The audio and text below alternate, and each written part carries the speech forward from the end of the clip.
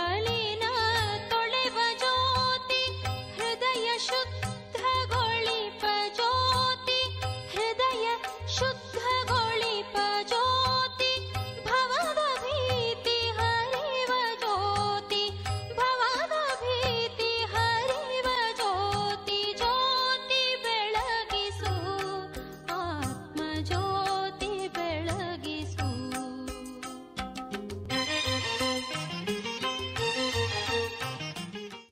ನಮಸ್ಕಾರ ಪ್ರಿಯ ವೀಕ್ಷಕರೇ, ಜ್ಞಾನಜ್ಯೋತಿ ಕಾರ್ಯಕ್ರಮಕ್ಕೆ ನಮಗೆಲ್ಲ ಸ್ವಾಗತ. ನಿನ್ನೆ ನಾವು ತಿಳ್ಕೊಂಡ್ವಿ, ಒಂದು ಇಂಪಾರ್ಟೆಂಟ್ ಮೆಸೇಜ್ ಸಿಕ್ತು ನಮಗೆ. ಎಲ್ಲರೂ ಚೇಂಜ್ ಆಗಬೇಕು, ನಾವು ನಮ್ಮ ಲೈಫ್ ಸುಧಾರಣೆ ಆಗಬೇಕಂದ್ರೆ ಅದು ಚೇಂಜ್ ಆಗಬೇಕು, ಇದು ಚೇಂಜ್ ಆಗಬೇಕು, ಅವ್ರ ವರ್ತನೆ ನಮ್ಮೊಟ್ಟಿಗೆ ಚೇಂಜ್ ಆಗಬೇಕು, ಇದೆಲ್ಲ ನಮ್ಮ ಭಾವನೆ ಇತ್ತು. ಆದರೆ ನಿನ್ನೆ ಗೊತ್ತಾಯಿತು, ಬೇರೆದವ್ರನ್ನ ಚೇಂಜ್ ಮಾಡೋ ಅವಶ್ಯಕತೆ ಇಲ್ಲ. ನಮ್ಮನ್ನು ನಾವು ಚೇಂಜ್ ಮಾಡಿಕೊಂಡ್ರೆ ಇಡೀ ಜಗತ್ತೇ ಚೇಂಜ್ ಆಗುತ್ತೆ. ಟೈಮ್ ತೊಗೊಳುತ್ತೆ ಡೆಫಿನೆಟ್ಲಿ. ಇವತ್ತು ನಾನು, ನಾಳೆ ನನ್ನ ಪಕ್ಕದವರು, ನಮ್ಮ ಮನೆಯವರು, ಆಮೇಲೆ ಪಕ್ಕದವರು, ಈ ಥರ ಚೇಂಜ್ ಆಗ್ತಾ ಹೋದರೆ, ನಮ್ಮನ್ನು ನಾವು ಚೇಂಜ್ ಮಾಡ್ತಾ ಹೋದರೆ ಜಗತ್ತು ಚೇಂಜ್ ಆಗಲಿಕ್ಕೆ ತುಂಬ ಅವಕಾಶ ಇದೆ. ಆವಾಗ ಎಲ್ಲರೂ ಖುಷಿಯಿಂದ ಇರ್ಬೋದು. ನಮ್ಮ ಮೂಲ ಗುಣಗಳು ಏನಿದ್ದಾವೆ ಅದ್ರ ಬಗ್ಗೆ ತಿಳಿಸ್ಕೊಟ್ರು. ಮತ್ತು ಇದ್ರ ಬಗ್ಗೆನೇ, ಈ ಭಯ ಅನ್ನೋ ಟಾಪಿಕ್ ಬಗ್ಗೆನೇ ಇನ್ನೂ ಚರ್ಚೆ ಮುಂದುವರಿಸ್ತಾ ಇದ್ದೀವಿ. ಅದ್ರ ಬಗ್ಗೆ ತಮ್ಮ ವಿಚಾರಗಳನ್ನು ಇಲ್ಲಿ ಹೇಳ್ಕೊಡೋದಕ್ಕೆ ಮತ್ತೆ ಬಂದಿದ್ದಾರೆ ಬ್ರಹ್ಮಕುಮಾರಿ ಅವರು, ಪ್ರತಿಭಾ ಅವರಿಗೆ. ಬನ್ನಿ, ಅವರಿಗೆ ಸ್ವಾಗತ ಮಾಡೋಣ.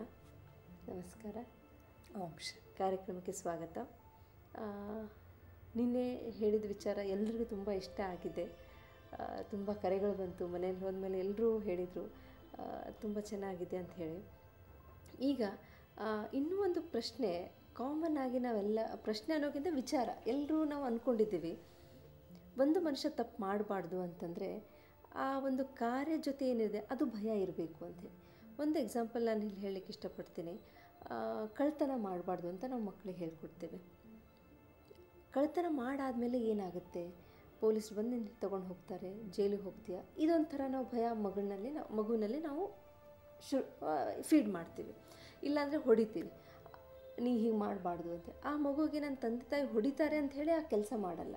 ಸೊ ಅದು ಎಲ್ಲೋ ಒಂದು ಕಡೆ ಆ ಭಯ ಆ ಮನುಷ್ಯನ, ಮಗುವನ್ನು ಅಥವಾ ದೊಡ್ಡವರನ್ನೇ ಇರ್ಬೋದು, ತಪ್ಪು ಮಾಡದೇ ಇರೋರ ಥರ ನಾವು ನೋಡಲಿಕ್ಕೆ ಸಾಧ್ಯ ಇದೆ ಅಂತ ನನ್ನ ಅನಿಸಿಕೆ. ನೋಡಿ, ನಾನು ನಿಮಗೆ ನಿನ್ನೆನೇ ಹೇಳಿದೆ, ನಮ್ಮ ಮೂಲ ಸಂಸ್ಕಾರಗಳನ್ನು, ಪಾಸಿಟಿವ್ ಸಂಸ್ಕಾರಗಳನ್ನು ನಾವು ಬೆಳೆಸ್ಕೊಂಡ್ವಿ ಅಂತಂದರೆ ನನ್ನಲ್ಲಿ ಶಾಂತಿ, ಪ್ರೇಮ, ಪವಿತ್ರತೆ, ಜ್ಞಾನ ಇವುಗಳನ್ನು ಬೆಳೆಸ್ಕೊಂಡಾಗ ಆ್ಯಕ್ಚುಲಿ ನಾವಲ್ಲಿ ನೆಗೆಟಿವಿಟಿಯನ್ನು ನಾವು ಬೆಳೆಸಲಾರದೆ ಇರೋದಕ್ಕೆ ಒಂದು ನೆಗೆಟಿವ್ ಆಸ್ಪೆಕ್ಟನ್ನು ಯೂಸ್ ಮಾಡಬೇಕನ್ನೋ ಪ್ರಶ್ನೆ ಬಹುಶಃ ಬರೋದಿಲ್ಲ. ಏಕೆಂದ್ರೆ ನಾವು ಒಳ್ಳೆಯದನ್ನೇ ಬೆಳೆಸೇ ಬಿಟ್ಟಿದ್ವಿ ಅಂತಂದರೆ ಕೆಟ್ಟದ್ದು ಬೆಳಿಬಾರ್ದು ಅನ್ನೋದಕ್ಕೆ ನಾವು ಭಯ ಹುಟ್ಟಿಸುವಂಥ ಪ್ರಶ್ನೆ ಎಲ್ಲಿ ಬರುತ್ತೆ.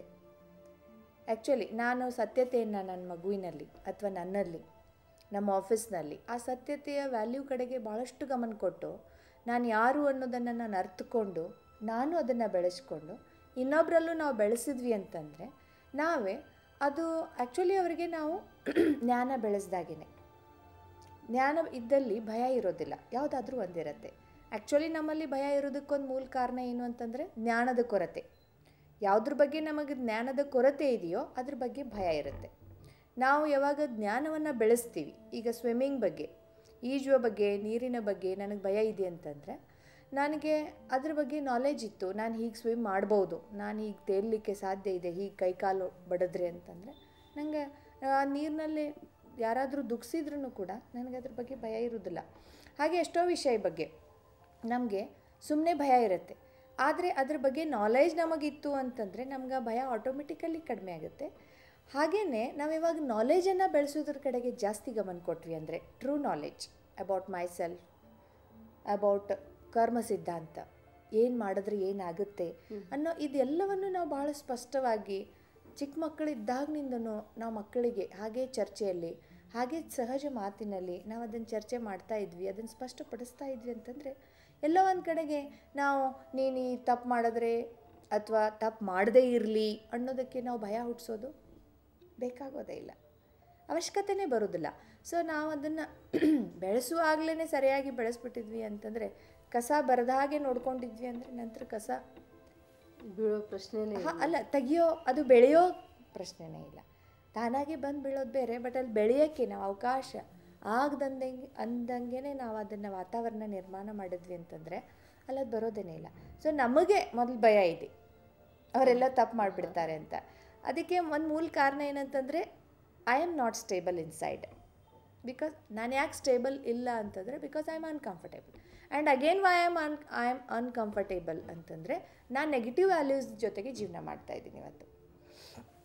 ಅಂದರೆ there is no positivity at all ಅಂತಲ್ಲ, ಬಟ್ ನಮ್ಮ ಲೈಫ್ 24 ಅವರ್ಸಿನ ಒಂದು ದಿನ ನಾವು ತೆಗೆದುಕೊಂಡ್ರೆ ಕ್ವಾಲಿಟಿ ಲೈಫ್ ಎಷ್ಟಿದೆ, ಎಷ್ಟೊತ್ತು ನಾನು ಖುಷಿಯಲ್ಲಿದ್ದೀನಿ, ಎಷ್ಟೊತ್ತು ನಾನು ಭಯದಿಂದ ಮುಗ್ತಿದ್ದೀನಿ, ಎಷ್ಟು ಹೊತ್ತು ನಾನು ಆನಂದದಲ್ಲಿದ್ದೀನಿ.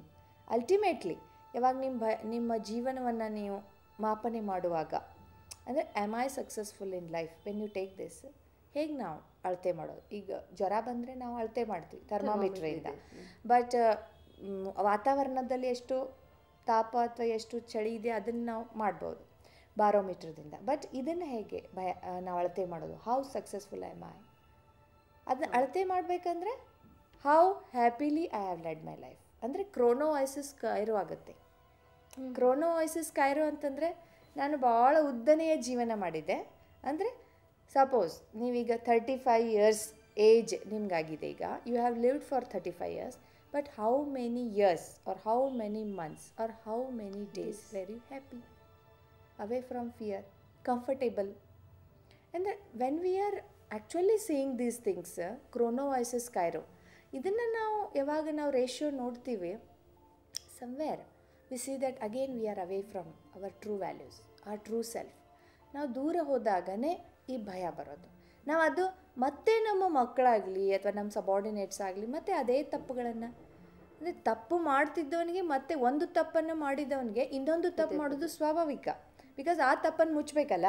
ಒಂದು ಸುಳ್ಳು ಹೇಳಿದಾಗ ಆ ಸುಳ್ಳನ್ನು ಮುಚ್ಚೋಕ್ಕೆ 100 ಅಥವಾ 1000 ಸುಳ್ಳು ಹೇಳಬೇಕಾಗತ್ತೆ ಅಂತ ಎಷ್ಟೋ ಸಾರಿ ಮಾತಾಡ್ತಾ ಇರ್ತಾರೆ.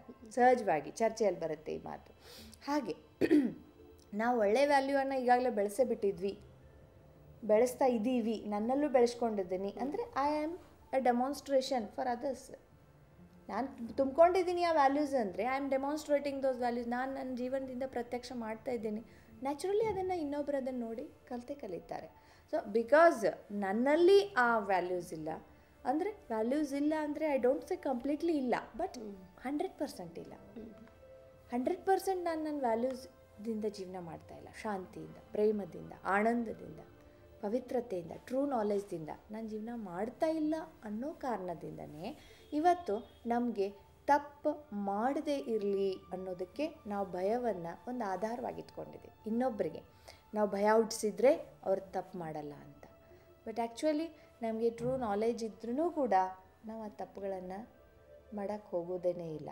ಈಗ ನೀವು ಮಗುವಿಗೆ ನೀವು ಈಗ ನಾನು ಸುಟ್ಕೊಂಡ್ಮೇಲೆ ನನಗೆ ಗಾಯ ಆಗಿದೆ, ಅದು ಗಾಯ ಆದಮೇಲೆ ಅದು ಕಣ್ಣಿಗೆ ಕಾಣಿಸ್ತಾ ಇದೆ, ಅನುಭವನೂ ಆಗ್ತಾಯಿದೆ. ಅದನ್ನು ನಾವು ಡೆಮಾನ್ಸ್ಟ್ರೇಟ್ ಮಾಡಿ ನಾವು ಮಕ್ಕಳಿಗೆ ಅಥವಾ ಯಾರಿಗೆ ತೋರಿಸಿದ್ವಿ ಅಂತಂದರೆ, ನೋಡ್ರಿ ಹೀಗಿದ್ದಾಗ ಹೀಗಾಗುತ್ತೆ, ಆ್ಯಕ್ಚುಲಿ ಇಟ್ ಹ್ಯಾಸ್ ಹ್ಯಾಪೆಂಡ್ ಅಲ್ಲ, ನಾವೇನು ಸುಟ್ಕೊಂಡು ತೋರಿಸ್ಬೇಕಾಗಿಲ್ಲ, ಈಗೇನೋ ಆಗಿದ್ದೇವಂತ ಅದ್ರ ಬಗ್ಗೆ ನಾವು ನಾಲೆಜ್ ಕೊಟ್ವಿ ಬೆಂಕಿಯಿಂದ. ಅಥವಾ ನೀವು ಒಂದು ಪೇಪರೇ ಸುಟ್ಟು ತೋರಿಸಿದ್ರಪ್ಪ, ನೀವು ಸುಡೋದ್ರಿಂದ ಹೀಗೆ ಮಾಡೋದ್ರಿಂದ ಹೀಗಾಗುತ್ತೆ ಅಂತ ತೋರಿಸಿದಾಗ ಅದು ಪ್ರಾಕ್ಟಿಕಲಿ ಅವರಿಗೆ ನಾವು ಕಂಪ್ಲೀಟ್ ನಾಲೆಜ್ ಕೊಟ್ಟಾಗ ಅವರು ಅದನ್ನು ಯಾಕೆ ಸುಟ್ಟು ಕೈ ಹಾಕಕ್ಕೆ ಹೋಗ್ತಾರೆ? ಅಂದರೆ ನಾವು ಅಲ್ಲಿ ಭಯ ಹುಟ್ಟಿಸಿ ಆ್ಯಕ್ಚುಲಿ ಏನಾಗುತ್ತೆ ಅಂತಂದರೆ, ಹ್ಯೂಮನ್ ಸೈಕಾಲಜಿ ಹೇಗಿದೆ ಅಂತಂದರೆ, ನಾವು ಯಾವುದನ್ನು ಮಾಡಬೇಡ ಅಂತ ಹೇಳ್ತೀವಲ್ಲ ಪದೇ ಪದೇ ಮಾಡಲಿಕ್ಕೆ ಅದು ಮನಸ್ಸು ತಗೊಂಡು ಹೋಗುತ್ತೆ. And if you are and on top of that ನೀವು ಭಯವನ್ನು ಉಪಯೋಗಿಸಿ ನೀ ಇದನ್ನು ಮಾಡಬೇಡ ಅಂತ ಹೇಳಿದಾಗ ಅವ್ರಿಗೊಂದು challenge, I should do it, I have to try it, ನಾನು ಅದನ್ನು ಮಾಡಬೇಕು, ಅದನ್ನು ನೋಡಬೇಕು, I have to try. If not in presence, in their absence. ಇವ್ರ ಎದುರುಗಡೆ ಇಲ್ಲ, ಬಟ್ ಇವ್ರು ಇಲ್ಲದೆ ಇದ್ದಾಗಾದರೂ ಅಟ್ಲೀಸ್ಟ್ ನಾನು ಅದನ್ನು ಟ್ರೈ ಮಾಡಿ ಅದನ್ನು ನೋಡಲೇಬೇಕು ಅಂತ ಬರುತ್ತೆ. ಸೊ ಭಯ most of the time it doesn't work. ಮತ್ತು ವರ್ಕ್ ಮಾಡಿದ್ರೂ ಕೂಡ ಟೆಂಪ್ರವರಿ ರಿಸಲ್ಟ್ಸ್ ಕೊಡುತ್ತೆ. Ultimately it is not going to give the result you are expecting. ನೀವೇನು ಬಯಸ್ತಾ ಇದ್ದೀರಿ ಯಾವ ಥರ ರಿಸಲ್ಟ್ ಬರಬೇಕಂತ, ಆ ಥರ ರಿಸಲ್ಟ್ ಮಾತ್ರ ಅದರಿಂದ ಬರಲಿಕ್ಕೆ ಸಾಧ್ಯ ಇಲ್ಲ. ನೋಡಿದ್ರಲ್ಲ ವೀಕ್ಷಕರೇ, ನಮ್ಮ ಮಕ್ಕಳೆಲ್ಲ they always want to experiment, ಏನೋ ಹೊಸದು, ಕ್ಯೂರಿಯಾಸಿಟಿ ತುಂಬ ಇರುತ್ತೆ. ನಾವು ಒಂದು ಕ್ಯಾಂಡಲ್ ಎಕ್ಸಾಂಪಲ್ ಕೊಡ್ತೀನಿ. ಒಂದು ಕ್ಯಾಂಡಲ್ ಇರುವಾಗ ಅದನ್ನು ಮುಟ್ಬೇಡ ಅಂತ ನಾವು ಹೇಳಿ ಹೋಗ್ತೀವಿ. ಯಾಕೆ ಅಂತ ನಾವು ಎಕ್ಸ್ಪ್ಲೇನ್ ಮಾಡದಿದ್ದರೆ ಅವರು ಎಕ್ಸ್ಪೆರಿಮೆಂಟ್ ಮಾಡ್ತಾರೆ, ಆವಾಗ ಸುಟ್ಕೊಂಡು ಬಿಡ್ತಾರೆ. ಅದ್ರ ಬದಲೇ ನಾವು ಭಯ ಹುಟ್ಟಿಸ್ತೇನೆ ಅವರಿಗೆ ಡೆಮೋ ಮಾಡಿ ತೋರಿಸಿ, ಅಥವಾ ಪ್ರತಿಯೊಂದು ಇದರಲ್ಲಿ ನಾವು ಡೆಮಾನ್ಸ್ಟ್ರೇಷನ್ ಮಾಡಲಿಕ್ಕಾಗಲ್ಲ, ಬಟ್ ಅಟ್ಲೀಸ್ಟ್ ಎಕ್ಸ್ಪ್ಲನೇಷನ್ ಖಂಡಿತ ಮಾಡಲಿಕ್ಕೆ ಅವಕಾಶ ಇದೆ. ಸಣ್ಣ ತಪ್ಪನೇ ಇರ್ಬೋದು, ದೊಡ್ಡ ತಪ್ಪನೇ ಇರ್ಬೋದು, ಅವರಿಗೆ ಅದರ ಆಗುವ ಪರಿಣಾಮಗಳೇನು, ಅದಕ್ಕೆ ನೀವೇನು ಹೇಳಿದ್ರೆ ಸಂಕಲ್ಪ ಕರ್ಮ ಸಿದ್ಧಾಂತ. ಸೊ ಇದನ್ನು ನಾವು ಅವ್ರಿಗೆ ತಿಳಿಸ್ಕೊಟ್ರೆ ಆ ಮಕ್ಕಳಿಗೆ ತಮ್ಮ ಜೊತೆ ಏನು ಆಗ್ಬೋದು ಕೆಟ್ಟದ್ದು ಅಂತ ಯೋಚನೆ ಮಾಡೋ ಶಕ್ತಿ ಅವಕ್ಕೂ ಇದ್ದೇ ಇರುತ್ತೆ. ಸೊ ಮಾಡಿಬಿಟ್ಟು ಆ ತಪ್ಪುಗಳನ್ನು ಮಾಡದೇ ಇರೋ ಹಾಗೆ ನಾವು ನಮ್ಮ ಮಕ್ಕಳಿಗೆ ಗೈಡ್ ಮಾಡ್ಬೋದು. ಎಲ್ಲ ವಿಷಯದಲ್ಲೂ ಭಯ ಹುಟ್ಟಿಸ್ಲೇಬೇಕು ಅನ್ನೋ ಅವಶ್ಯಕತೆ ಇಲ್ಲ. ಭಯದಿಂದ ಇನ್ನೂ ತಪ್ಪುಗಳೇ ಜಾಸ್ತಿ ಆಗುತ್ತೆ ವಿನಃ ನಾವು ತಡೆ ಹಿಡಲಿಕ್ಕೆ ಸಾಧ್ಯ ಇಲ್ಲ ಅಂತ ಹೇಳಿಕೊಟ್ರು. ಇಷ್ಟೆಲ್ಲ ಹೇಳಿಕೊಟ್ಟ ಆದಮೇಲೂ ಕೂಡ ಎಲ್ಲೋ ಒಂದು ಕಡೆ ಆ ಭಯ ಬಿಟ್ಟು ನಮಗಿರ್ಲಿಕ್ಕೆ ಸಾಧ್ಯನೇ ಇಲ್ಲ. ಇಲ್ಲಿಂದ ಹೊರಗಡೆ ಹೋದ್ಮೇಲೆ ಏನಾದರೂ ಆದರೆ ಆ ಭಯ ನಮಗೆ ಬಂದೇ ಬರುತ್ತೆ. ಸೊ ಭಯ ಅವಿಭಾಜ್ಯ ಅಂಗ ಅನ್ನೋ ಥರ ನಮ್ಮಲ್ಲಿ ಇನ್ನೂ ಬೇರೂರಿದೆ. ಈ ಒಂದು 3-4 ಎಪಿಸೋಡ್ ನಾವು ಡಿಸ್ಕಷನ್ ಮಾಡಿದರೂ ಕೂಡ ಭಯ ಬಿಟ್ಟು ಬದುಕಲಿಕ್ಕೆ ಆಗೋದಿಲ್ಲ ಅನ್ನೋ ಒಂದು ವಿಶ್ವಾಸ ನಮ್ಮಲ್ಲಿ ಬರ್ತಾ ಇಲ್ಲ. ಯಾಕೆ ಅಷ್ಟೊಂದು ನಮ್ಮಲ್ಲಿ ಅದು ಗಾಢವಾಗಿ ಬೇರೂರ್ಕೊಂಡು ಕೂತಿದೆ? ಭಯ ನಮ್ಮ ಜೊತೆ ಇರಲೇಬೇಕು, ನಮ್ಮ ಜೊತೆ ಇದ್ದೇ ಇರುತ್ತೆ, ಅದಿಲ್ಲದೆ ಮನುಷ್ಯ ಇರಲಿಕ್ಕೆ ಸಾಧ್ಯ ಇಲ್ಲ ಅನ್ನೋದು ಯಾಕೆ ನಮ್ಮಲ್ಲಿದೆ? ಇನ್ನೂ ಎಷ್ಟೋ ಸಾರಿ ನಾವು ಅಬ್ಸರ್ವ್ ಮಾಡಿದಾಗ ನೋಡಿದಾಗ ನಾವು ನಿರೀಕ್ಷಣೆ ಮಾಡಿ ನೋಡಿದಾಗ ನೋಡಿ ಯಾವುದು ಬೀಜನೇ ಮಿಸ್ಟೇಕ್ ಆಗಿರುತ್ತೆ ಅಲ್ಲಿ ಆ ಬೆಳವಣಿಗೆಯಲ್ಲಿ ನ್ಯಾಚುರಲ್ ಆಗಿ ಮಿಸ್ಟೇಕ್ ಆಗೇ ಆಗುತ್ತೆ. ಹಾಗೆ ಭಯ ಇಷ್ಟೊಂದು ನಮ್ಮಲ್ಲಿ ಬೇರೂರಿದೆ, ಅದು ಸತ್ಯ. ಏಕೆಂದ್ರೆ ಜಸ್ಟ್ ನಾವು ಒಂದು 4 ದಿನ ಕೇಳಿದ ತಕ್ಷಣ ಅದು ಹೋಗಿಬಿಡುತ್ತೆ ಅಂತಲ್ಲ, but we have to each one of us have to work on us. ನಾವು ಅದನ್ನು ತೆಗಿಯೋದಕ್ಕೆ ನಾವು ರೈಟ್ ವೇದಲ್ಲಿ ಕೆಲಸ ಮಾಡಬೇಕೀಗ.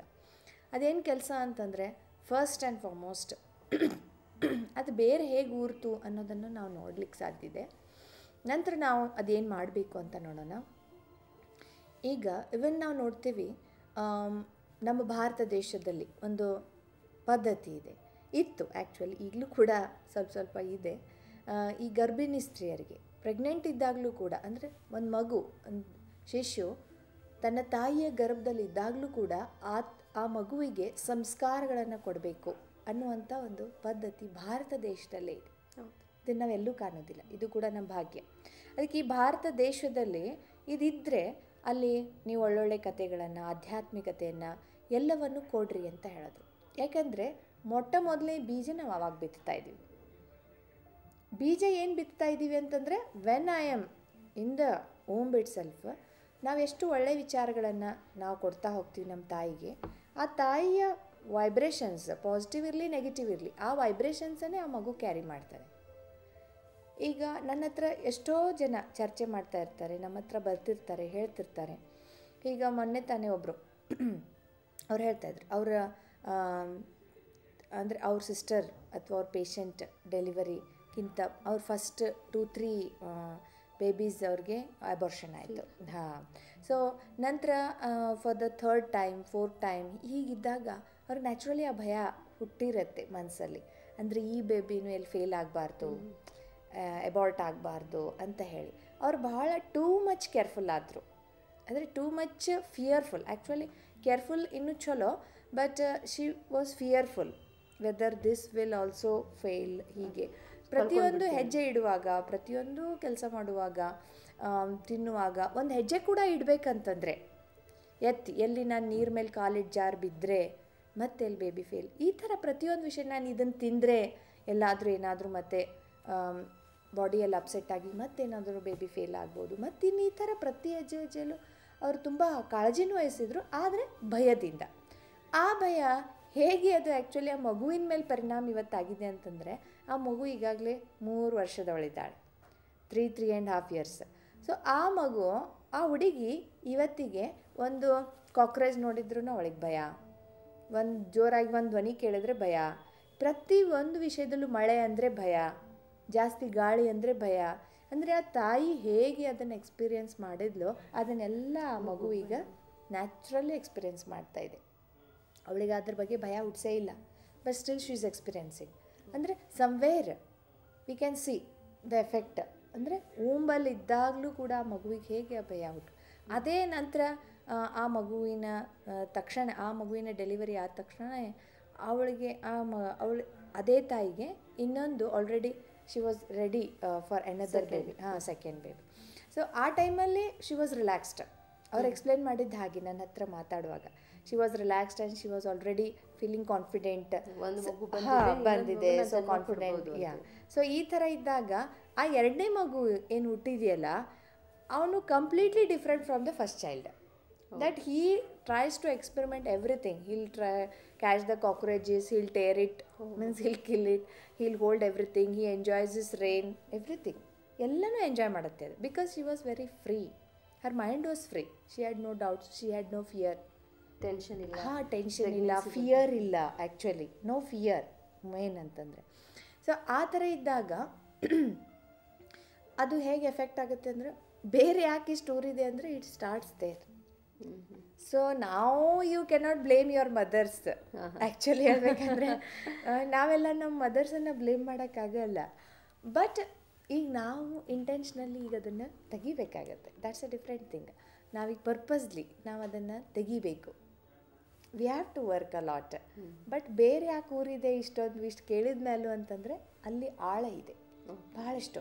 ಮತ್ತು ಅಷ್ಟೇ ಅಲ್ಲ, ಇನ್ನು ಚೈಲ್ಡ್ಹುಡ್ಡಲ್ಲೂ ಕೂಡ ಭಾಳಷ್ಟು ವಿಷಯಗಳ ಬಗ್ಗೆ ನ್ಯಾಚುರಲಿ ತಂದೆ ತಾಯಿ ಏನು ಮಾಡ್ತಾರಂತಂದರೆ, ಮಗು ಊಟ ಮಾಡಲಿ ಅಂತ ಅದು ಬರುತ್ತೆ, ಪೊಲೀಸ್ ಬರ್ತಾನೆ, ಇದು ಅಂತ ಸಣ್ಣ ಮಕ್ಕಳಿದ್ದಾಗಿಂದ್ರೇ ಭಯ ಹುಟ್ಟಿಸಿರ್ತಾರೆ ಸಮಥಿಂಗ್. ಅಥವಾ ಕೆಲವು ಜನರ ಬಗ್ಗೆನೂ ಭಯ ಇರುತ್ತೆ. ಸೊ ಈಗ ಸಣ್ಣ ಮಕ್ಕಳಿಗೆ ಆ್ಯಕ್ಚುಲಿ ನರ್ಸ್ ಕಂಡ್ರೆ, ಡಾಕ್ಟ್ರ್ ಕಂಡ್ರೆ ಏನು ಭಯ ಇರಲ್ಲ. ಬಟ್ ತಂದೆ ತಾಯಿ ಏನು ಹೇಳ್ತಾರೆ, ನೀನು ಸುಮ್ಮನೆ ಇರಲಿಲ್ಲ ಅಂದರೆ ನೋಡು ಅವ್ರು ನರ್ಸ್ ಬಂದರು ನೀನು ಚುಚ್ತಾರೆ. ಸೊ ಆ ಮಗುವಿಗೆ ಇಂಜೆಕ್ಷನ್ ಬಗ್ಗೆ ಭಯ, ಔಷಧಿ ಬಗ್ಗೆ ಭಯ, ಡಾಕ್ಟ್ರ್ ಕಂಡ್ರೆ ಭಯ. ಈ ಥರ ನಮ್ಮ ಅಂದರೆ ನಾವೇ ಸಸಿ ಇದ್ದಾಗನೇ, ಹಸಿ ಇದ್ದಾಗ ಸಸಿ ಇದ್ದಾಗ, ಈಗ ಹಸಿ ಗೋಡೆ ಮೇಲೆ ಹಳ್ಳ ಒಗೆದ್ರೆ ಅದು ಹೇಗೆ ಕ್ಯಾಚ್ ಮಾಡತ್ತಲ್ಲ, ಅದೇ ರೀತಿ ಸಸಿ ಇದ್ದಾಗ ನಾವು ಬಾಲ್ಯಾವಸ್ಥೆಯಲ್ಲಿ ಇದ್ದಾಗನೇ ಈ ಥಿಂಗ್ಸನ್ನು ಹಾಕಿರೋದ್ರಿಂದ ಇಟ್ ವಿಲ್ ಟೇಕ್ ಟೈಮ್. ಇದು ಸ್ವಲ್ಪ ಟೈಮ್ ತೊಗೊಳತ್ತೆ ನಮ್ಮ ಮನಸ್ಸಿಂದ ತೆಗಿಬೇಕಂದ್ರೆ. ಅಂದರೆ ಯಾವ್ಯಾವ ಥರದ ನೆಗೆಟಿವ್ ಥಾಟ್ಸ್ ನಾವು ಕೊಟ್ಟಿದ್ದೀವಿ, ಅದೇ ಥರದ ಪಾಸಿಟಿವ್ ಥಾಟ್ಸನ್ನು ನಾವು ಕೊಡ್ತಾ ಹೋದಾಗ ಆವಾಗ ಅದದು ಕಂಪ್ಲೀಟಾಗಿ ಹೋಗಲಿಕ್ಕೆ ಸಾಧ್ಯ ಇದೆ. But it will take lot of time. ಅದಕ್ಕಾಗಿ ನಾವು ಮೆಡಿಟೇಷನನ್ನು ಇಲ್ಲಿ ಪ್ರಾಕ್ಟೀಸ್ ಮಾಡಬೇಕಾಗುತ್ತೆ.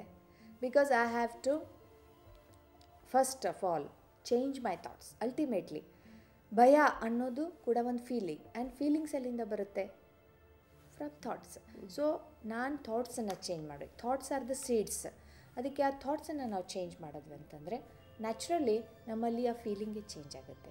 ಸೊ ನನ್ನ ಥಾಟ್ಸ್ ಹೇಗಿರಬೇಕು ಅನ್ನೋದನ್ನು ನಾವು ಮತ್ತೆ ನಾನು ಯಾರು ಅಂತ ಮತ್ತೆ ಇಲ್ಲಿ ನಾವು ತಿಳ್ಕೊಳ್ಳೇಬೇಕಾಗತ್ತೆ. We can't go away from it. ನಾನೊಂದು ಚೈತನ್ಯ ಶಕ್ತಿಯಾಗಿದ್ದೀನಿ. ನಾನು ಕೇವಲ ಈ ಮೇಲೆ ಕಾಣ್ತಕ್ಕಂಥ ಹೊದಿಕೆ ಮಾತ್ರ ಅಲ್ಲ, ನಾನೇನು ಹೊರಗಡೆಯಿಂದ ಕಾಣ್ತಾ ಇದ್ದೀನಿ ಅಷ್ಟೇ ನಾನಲ್ಲ. ನಾನು ಯಾರು ಅನ್ನೋದು ರಿಯಲಿ ನಾವು ಈ ಜ್ಞಾನವನ್ನು ಬೆಳೆಸ್ಕೊಂಡಿದ್ದೆ ಆದರೆ, ನಾವು ಬೆಳೆಸ್ಕೊಳ್ಳಿಕ್ಕೆ ಅವಕಾಶ ನಮಗೆ ನಾವು ಕೊಟ್ಟಿದ್ದೆ ಆದರೆ, ಆ ಟೈಮ್ ಕೊಟ್ಟಿದ್ದೆ ಆದರೆ, ನಾವು ರಿಯಲಿ ಇದನ್ನು ಭಾಳಷ್ಟು ಬೇಗನೆ ಕಂಪ್ಲೀಟ್ಲಿ ಹೋಗ್ತದಂತಲ್ಲ, but we have to practise. But ಬಹಳಷ್ಟು ಕ್ವಾಂಟಿಟಿಯಲ್ಲಿ ಅಥವಾ ಭಾಳಷ್ಟು ಇಂಟೆನ್ಸಿಟಿಯಲ್ಲಿ ಆ ಭಯವನ್ನು ನಾವು ದೂರ ಮಾಡೋದಕ್ಕೆ ಸಾಧ್ಯ.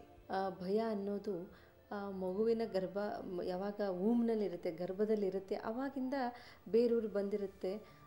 ಅದಾದಮೇಲೆ ಅದು ಬೆಳೀತಾ ಹೋಗುತ್ತೆ. ಸಮಯ ಸಂದರ್ಭ ಎಲ್ಲನೂ ಇಂಪಾರ್ಟೆಂಟು, ತೆಗೆದು ಹಾಕ್ಬೋದು ಅಂತ ಹೇಳಿದ್ರಿ. ಅದ್ರ ಜೊತೆ ಇನ್ನೊಂದು ವಿಷಯ ನೀವು ಹೇಳಿದ್ರಿ, ನಮ್ಮನ್ನು ನಾವು ಅರ್ಥಕೋಬೇಕು, ನಾನು ಯಾರು ಅಂಥೇಳಿ. ಅದರಲ್ಲಿ ಏನು ವಿಶೇಷತೆ? ಈಗ ನನಗೆ ಗೊತ್ತಿದೆ, ನಾನು ಇಂಥವಳು, ನಾನೊಬ್ಬಳು, ನನ್ನ ಪ್ರೊಫೆಷನ್, ನಾನು ಡಾಕ್ಟ್ರು, ಮಗು, 2 ಮಕ್ಕಳು, ನನ್ನ ಗಂಡ, ನಾನು. ಸೊ ಇದು ನನ್ನ ಬಗ್ಗೆ ನನಗೆ ಇಷ್ಟು ಗೊತ್ತಿದೆಯಲ್ಲ, ಇನ್ನೂ ಏನು ಗೊತ್ತು ಮಾಡಿಕೊಂಡು ನಾವು ಈ ಭಯನ ಹೋಗಿಸ್ಲಿಕ್ಕೆ ಸಾಧ್ಯ ಇದೆ? ಇಷ್ಟು ನಮ್ಮ ಬಗ್ಗೆ ನಮ್ಗೆ ಐಡೆಂಟಿಟಿ ಇದ್ರೆ ಸಾಕಲ್ವಾ? ನೀವು ತಿಳ್ಕೊಂಡಿರೋ ಹಾಗೇ ಎಲ್ಲರೂ ತಿಳ್ಕೊಂಡಿದ್ದಾರೆ ಇವತ್ತು ಪ್ರಪಂಚದಲ್ಲಿ. ನನ್ನನ್ನು ಅರ್ಥ ಮಾಡ್ಕೊಂಡೇ ಇದ್ದೀನಲ್ಲ, ನನ್ನ ಹೆಸರು, ನನ್ನ ಪ್ರೊಫೆಷನ್. ಬಟ್ ಈ ಒಂದೇನು ನಾನೇನು ನನ್ನ ಅರಿವು ನನಗೇನಿದೆಯೋ, ಆ್ಯಕ್ಚುಲಿ ಭಯ ಇದರಿಂದನೇ ಇದೆ. ನಾವು ಹಾಗೆ ನೋಡಿದ್ರೆ ನನ್ನ ಹೆಸರು ಕೆಡಬಾರ್ದು, ಈ ಭಯ. ನನ್ನ ಪ್ರೊಫೆಷನ್ನು ಡೌನ್ ಆಗಬಾರ್ದು, ನಂದು ಎಲ್ಲೋ ಒಂದು ನನ್ನ ಇಮೇಜ್ ಕೆಡಬಾರ್ದು. ಯಾವ ಇಮೇಜ್? ಇದು what I am, means what I have possessed, ಅಥವಾ ವಾಟ್ ಐ ಹ್ಯಾವ್ ಸೊಸೈಟಿನಲ್ಲಿ ಒಂದು ರೆಕಗ್ನಿಷನ್ ಆಯಿತು. ಮತ್ತು ನಾನೇನು ಗೇನ್ ಮಾಡಿದ್ದೀನಿ, ನಾನೇನು ಸಾಧಿಸಿದ್ದೀನಿ, ಆ್ಯಕ್ಚುಲಿ ಅದು ಹೋಗಬಾರ್ದು ಅಂತ ನಮ್ಮಿಷ್ಟ. ಬಟ್ ವಾಟ್ ಐ ಆಮ್ ಅದು ಹೋಗಿಬಿಟ್ಟಿದೆ, ಅದು ನಮ್ಗೆ ಗಮನ ಇಲ್ಲ. ಬಟ್ ನನ್ನ ಎಕ್ಸ್ಟರ್ನಲ್ ಥಿಂಗ್ಸನ್ನೇ ಬಗ್ಗೆನೇ ನಮಗೆ ಇವತ್ತು ಭಯ ಇರೋದು. ನನ್ನ ಪ್ರಾಪರ್ಟಿ, ನನ್ನ ಮಕ್ಕಳು, ನನ್ನ ಕರಿಯರು ಅಥವಾ ನನ್ನ ರೆಕಗ್ನಿಷನ್ ಇವೆಲ್ಲದ್ರ ಕಡೆಗೆ ನಮ್ಮ ಗಮನ ಇದೆ. ಇಲ್ಲಿನೂ ನೋಡಿ, ಭಯ ಆ್ಯಕ್ಚುಲಿ ಸ್ಟಾರ್ಟ್ ಆಗಿದೆ ಇದರಿಂದ. ನಾನು ಶರೀರ ಅಂತ ತಿಳ್ಕೊಂಡಿದ್ದೀನಿ, ನಾನು ಹೆಸರೇ ಅಂತ ತಿಳ್ಕೊಂಡಿದ್ದೀನಿ, ನಾನು ಡಾಕ್ಟರ್, ನಾನು ಇಂಜಿನಿಯರ್, ಅಥವಾ ನಾನು ಗೃಹಸ್ಥಿ, ನಾನು ಗೃಹಿಣಿ, ನಾನು ತಾಯಿ, ನಾನು ತಂದೆ. ಇದರಿಂದನೇ ನಾನು ನನ್ನ ತಾಯಿ ಅಂದರೆ ನನ್ನ ಮಕ್ಕಳಿಂದ ನಾನು ದೂರ ಆಗಬಾರ್ದು, ನನ್ನ ತಾಯಿ ಇವ್ರು ನನ್ನ ತಾಯಿ ಅಲ್ಲ ಅಂತ ಅನ್ನಬಾರ್ದು, ಇವ್ರು ನನ್ನ ತಂದೆ ಅಲ್ಲ ಅಂತ ಅನ್ನಬಾರ್ದು, ಅಥವಾ ಮಕ್ಕಳಿಗೆ ಇನ್ನೀನು ನನ್ನ ಮಕ್ಕಳೇ ಅಲ್ಲ ಅಂತ ನಮ್ಮ ತಂದೆ ತಾಯಿ ಹೇಳಬಾರ್ದು. ಇವರು ರಿಲೇಷನ್ಶಿಪ್ಪಲ್ಲಿ ಪತಿ ಪತ್ನಿಗೆ ನೀವು ನನ್ನ ಪತ್ನಿನೇ ಅಲ್ಲ, ನನ್ನ ಪತಿನೇ ಅಲ್ಲ, ಈ ಥರ ಈ ಒಂದು ನಮ್ಮದೇನು ಸೆಲ್ಫ್ ಐಡೆಂಟಿಟಿ ನಾವು ಮಾಡ್ಕೊಂಡಿದ್ದೀವಿ, ಈ ಐಡೆಂಟಿಟೀಸನ್ನೇ ನಾವೀಗ ಅರ್ಥ ಮಾಡ್ಕೋಬೇಕಾಗಿದೆ. This is not my true identity. See, in the whole day how many roles you play. ನೀವೇ ಈಗ ತಾನೇ ಹೇಳಿದ್ರಿ, ನನ್ನ ಹೆಸರು ಐ ಆಮ್ ಅ ಡಾಕ್ಟ್ರು, ನಾನು 2 ಮಕ್ಕಳಿಗೆ ತಾಯಿನೂ ಇದ್ದೀನಿ, plus I am somebody's wife also. ಮತ್ತು ಯಾರಿಗೋ ನೀವು ಮಗು ಆಗಿದ್ದೀರಿ, ಇನ್ಯಾರಿಗೋ ಫ್ರೆಂಡು ಆಗಿದ್ದರೆ, ಅಂದರೆ one person is playing so many rolls. ಎಷ್ಟೊಂದು ಪಾತ್ರವನ್ನು ಒಬ್ಬರೇ ನಾವು ನಿರ್ವಹಿಸ್ತಾ ಇದ್ದೀವಿ. ಅಂದರೆ ಇದರಲ್ಲಿ ನೀವು ಯಾವುದು ಅಂತ ಕೇಳಿದ್ರೆ ಏನು ಹೇಳ್ತೀರಿ? ತುಂಬ ಸಂದಿಗ್ಧ ಪರಿಸ್ಥಿತಿ. ಅದಕ್ಕಾಗಿ ನಾನು ಯಾವುದಾದ್ರೂ ಒಂದಿರ್ಲಿಕ್ಕೆ ಸಾಧ್ಯ ಇದೆ. I cannot be all this, but I can do all this.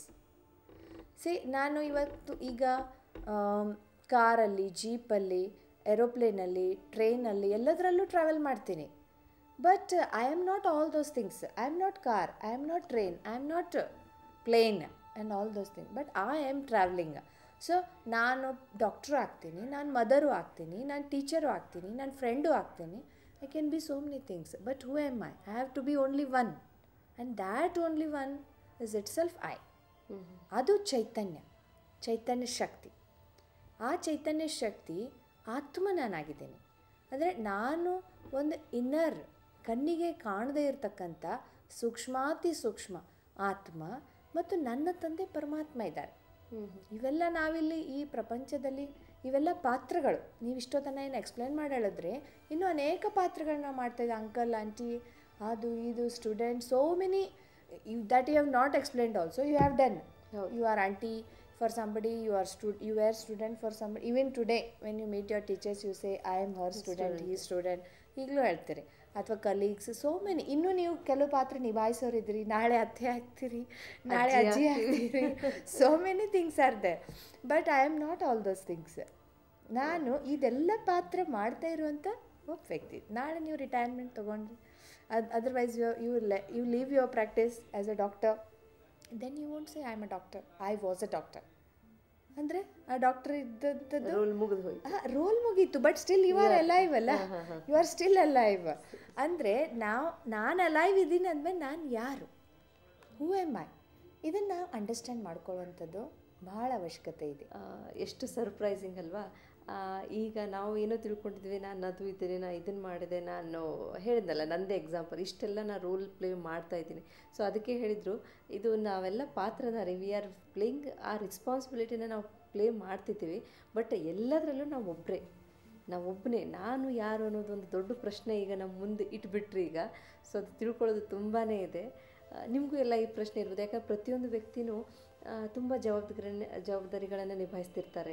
Like they are playing so many rules. ಅದೇ ಥರ ಅದೆಲ್ಲ ರೋಲ್ ಪ್ಲೇ ಮಾಡಿದ ಮೇಲೂ ಕೂಡ ಅದು ಒಂದೇ, ಆತ್ಮ ಒಂದೇ.